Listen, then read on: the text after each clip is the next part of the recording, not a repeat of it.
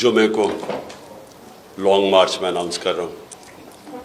लाहौर से मैं शुरू कर रहा हूँ और लिबर्टी 11 बजे हम वहाँ जमा होंगे और उधर से फिर हमारी मार्च शुरू होगी इस्लामाबाद की तरफ। मैं अपनी कौम को वाज़ेह कर दूँ कि ये मार्च किस लिए है।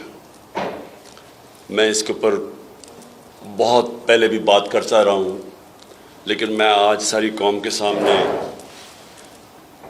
कि उसमें मेरी सारी कौम को कोई शक और शुबा ना हो कि इसका मकसद क्या है।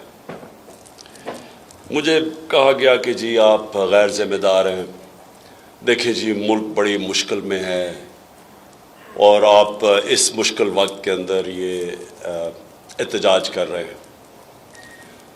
मैं सबसे पहले अपनी सारी कौम को याद कराना चाहता हूँ कि जब हमें पाकिस्तान मिला था 2018 में, बैंकरप्ट पाकिस्तान था। पाकिस्तान की तारीख का सबसे बड़ा बैरूनी खसारा था।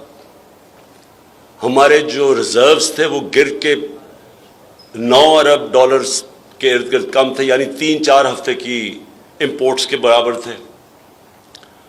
हमारी जो इंपोर्ट्स और एक्सपोर्ट्स का जो खसारा था वो 3 गुना ज़्यादा इंपोर्ट्स थी एक्सपोर्ट्स से। एक्सपोर्ट्स 5 साल बढ़ी नहीं मुल्क की, यानी जो डॉलर्स से आना था वो आमदनी नहीं थी एक्सपोर्ट्स को का खर्चा बर्दाश्त करने के लिए। और हमें जो पाकिस्तान मिला, उस पाकिस्तान के अंदर इस मुल्क की तारीख का सबसे बड़ा क्राइसिस ये था कि हमारे पास जब रुपया गिरना शुरू हुआ तो हमारे पास रिजर्व्स ही नहीं थे उसको रोकने के लिए। और बड़ी मुश्किलों से अल्लाह ने करम किया कि हमारे दोस्त ममालिक ने हमारी मदद की और वो मुश्किल वक्त से गुजरे। फिर कोरोना आ गया, 2 साल कोरोना था। वो दुनिया में एक सदी के अंदर इतना बड़ा एक बुरहान आता है, उससे निकले। और अल्लाह का करम है कि दुनिया ने एक्नॉलेज किया कि पाकिस्तान में कोई 2-3 मुल्क था जो सबसे बेहतर उससे निकला।